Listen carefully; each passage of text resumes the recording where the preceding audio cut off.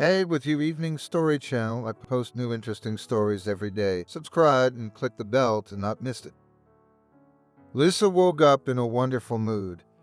The joy of champagne bubbled in her blood, and there was no wedding excitement in sight. Finally, the day they had been preparing for almost half a year had arrived. Today, everything should go just flawlessly. One of the best restaurants with a huge terrace over the river. The most famous photographer in town. A host with a great sense of humor and verified to the last detail. Wedding scenario that Lisa had thought up with him. A huge amount of fresh flowers ordered to decorate the hall. Lisa thought that their celebration should have only fresh flowers. The girl looked at her wedding dress, carefully hung on a hanger, real works of art of snow-white, shimmering, pure silk and flowing chiffon. Not too lush, perfectly emphasizing the figure. How she wished James would see her in it soon. Across town. Lisa James's fiancé was already drinking his morning coffee. He, too, was not worried at all about the upcoming event and was excited that very soon Lisa would be his wife. He was very fond of this cheerful, beautiful, cheerful girl. James and Lisa had been dating for 2 years. And 6 months ago, the young man proposed to the girl. And not just anywhere, but in one of the most romantic places on earth on a gondola in Venice. It was very beautiful with the gondolier's song and the light of Venetian lanterns reflected in the water of the canals. James remembered how happy his beloved's eyes had been when he had gotten down on one knee in front of her and held out the ring box. To be honest, James was proud of himself. 10 years ago, he would have laughed in the face of anyone who said he would propose in Venice or even go abroad. James grew up in an orphanage? No, he had a mother until he was 11. The boy lived with her and his grandmother. Only Mom was hardly ever home. She disappeared more and more to the prisons. James chuckled bitterly at his thoughts. And then his grandmother died and there was no one else to take custody of him. So the boy was sent to an orphanage. While his mother served her next sentence. At the orphanage, he had a hard time at first. Things happened. The new kid was mocked. They didn't socialize with him, and a few times they even beat him up. But it was there that James learned a good lesson about life. He quickly grew teeth, pumped up his muscles, and learned to stand up for himself. And the teenager also became seriously interested in programming. The sponsors provided their orphanage with enough computers. By the age of 15, James had already learned to write simple computer programs, which earned him the respect of his classmates and teachers. A talented boy, he even won prizes at the regional Olympiads in computer science. This later helped him to enter the university on a budget. All student years, James lived in a dormitory. It was difficult because the scholarship was not enough even for food. At first, the guy worked as a security guard in a supermarket and in McDonald's and even as a loader. His classmates' parents passed homemade goodies and helped with money, and he could only count on himself. James didn't want to know anything about his mother. She showed up at the orphanage a few times. She was wrinkled in stale clothes with rotten teeth, but the boy wouldn't even talk to her. One day his mother came to see him at the university. James almost fell to the ground in shame. He was talking to his mother in the hallway and other students were passing by and squinting at them. "James, why don't you live at home?" His mother asked then. "You have your own room there." "Listen to you, Nancy," replied James, who could not call the woman who had put him in the orphanage a mother. "Forget I exist. I will never live with you and I don't want to see you." "But how could you, son?" "And I'm not your son. Please, if you want to do anything for me, just don't ever show up here or in my life again. Don't dishonor me." Nancy cried and walked away with her head down. James never saw her again.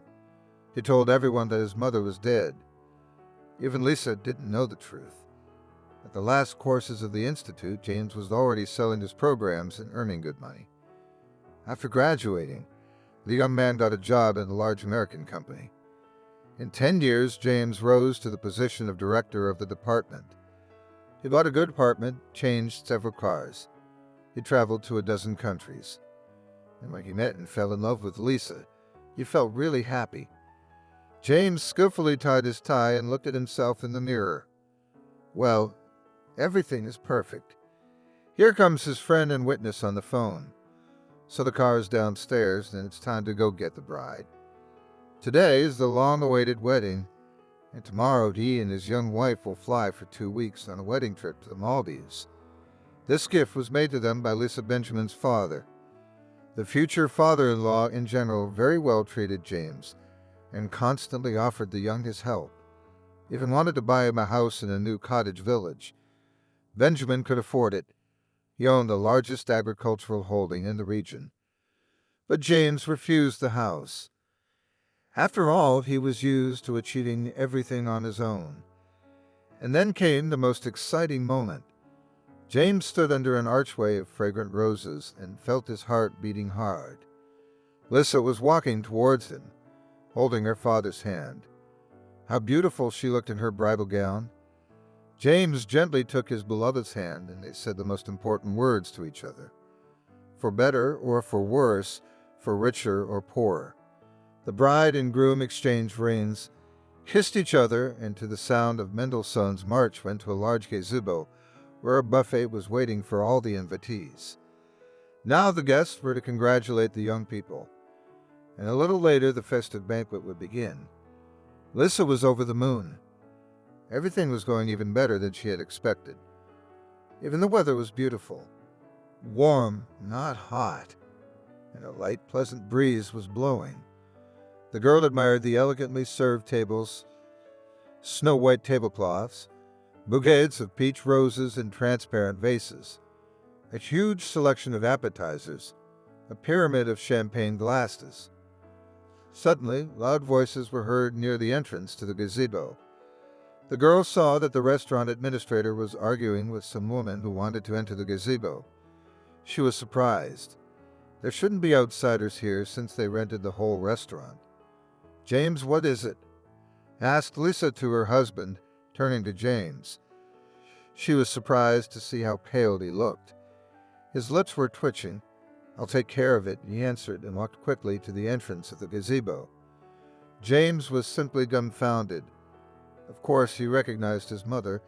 How dare she show up at his door on the most important day of his life? Now she was going to ruin everything. "Why are you here?" James hissed, pushing the receptionist aside and walking over to the woman, who, by the way, he couldn't help but notice looked quite nice today. Light-colored dress, neatly styled hair, makeup, and even her teeth seemed to be in order. "Son, I just wanted to congratulate you and your wife. I wanted to give her my grandmother's emerald earrings. You know, our family ones. I don't need anything from you," James said separately. "Get out of here," he shouted, unable to contain his emotions. "Wait, James." The young man suddenly heard his father-in-law's voice behind him. He did not even notice Benjamin coming toward them. "Wait and listen to me. Benjamin, this is a misunderstanding. This woman is not herself." James started James, and the father-in-law put his heavy hand on the young man's shoulder, as if once again asking him to be quiet. "Let's go outside," the father-in-law suggested. "They are already paying attention to us." Indeed, the guests were already looking at them. Benjamin took the microphone from the host. "Dear guests, have fun. You're probably wondering, who is this? This is a close relative of ours who came to the wedding from far away. We need to talk. Family business. We'll get back to you soon." James, Benjamin, and Nancy walked out of the gazebo, ignoring the surprised faces of those present. "James, son, let me call you that. I must tell you a story of my youth," said the father-in-law, and suddenly added, "Nancy, do you recognize me?" The woman looked up at him with tired eyes. "Benjamin, is that you all of a sudden?" she exclaimed. "Yes, Nancy. Am I the one who broke your life?" "Bitter." Benjamin grinned. "Do you two know each other?" James was completely confused. What did his imprisoned mother have in common with his rich and successful father-in-law? "Yes, we know each other, James. Almost 40 years ago, your mother saved me at the cost of her freedom. And I betrayed her. We were dating then. We seemed to love each other. Anyway, Nancy really loved me. I often took her for rides in my father's car. One day we were driving back from a visit where I had a couple of beers. There was a big thunderstorm and it was raining. I hit a man, James. My father-in-law was silent for a second, covering his face with his hands, and then he continued. And then I was on probation for stupidity for fighting. But if they'd found out about that hit and run, and even if I'd been drunk, I'd have been looking at a real and very big sentence. Nancy offered to take the rap for me. She had a license and she drove a little. I refused at first, but then I agreed. The woman I ran over survived, but was severely injured. I thought the sentence for Nancy would be lenient since she was such a positive student. An athlete. But your mom was sentenced to 5 years. I spent the first 2 years visiting, dropping off packages, writing letters. And then the man gave up. Yes, Benjamin, why didn't you come back? Sadly, Nancy asked. My mother was very ill. She needed round-the-clock care. I started working more part-time jobs to pay for the caregiver. Plus, I had a grad school defense coming up. And then 6 months later, that fight in jail. It made me angry. I was set up. Benjamin, I told you. I didn't stab anyone with a shiv. I didn't even know how to stand up for myself back then. So they put it on me. I see. I didn't believe your letter. I thought, how could you get into a fight in the penitentiary? We were going to apply for parole soon. And after that, what parole? On the contrary, it added 3 more years to your sentence. And I realized it was going to be a long time. Although, of course, it's no excuse. And my conscience tormented me for years and still does. And then I met Molly, Lissa's mom. And that's when I realized what true love is. More than anything, I was afraid of losing her. It seemed to me that if Molly found out that my girlfriend, even if it was an ex-girlfriend, was doing time, and most importantly, why she was in prison, she would immediately leave me. So I decided to just forget about you, cut you out of my life. And for that, I am unforgivable. You know, Benjamin, you were the meaning of my life back then. You're gone, and it's gone. I was so hurt and bitter at your betrayal. I saw you with your wife. The first time I got out of prison, I wanted to come over, make a scene, spit in your face. But I couldn't do any of that. I couldn't make you unhappy. I just walked away. But I couldn't live a normal life either. Alcohol, stealing. Even having a son didn't bring me back to normal. My mom was the only one who helped me out.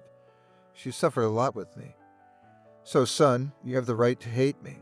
Not Mom, said James' father-in-law. I can't get my head around all this, James replied. Did you know before that I was her son? Yes, almost as soon as Lisa introduced you to us. I found out that the boy was from the orphanage, so I went through my channels to find out all about you. Of course, I was shocked. The dark past I wanted to forget was suddenly coming back to me. But then I decided this was my chance to do something good for you. James' mind was a mess. On the one hand, he still couldn't forgive his mother. After all, after the first time she'd done time, she'd never pulled herself together, and it ruined both his and his grandmother's lives.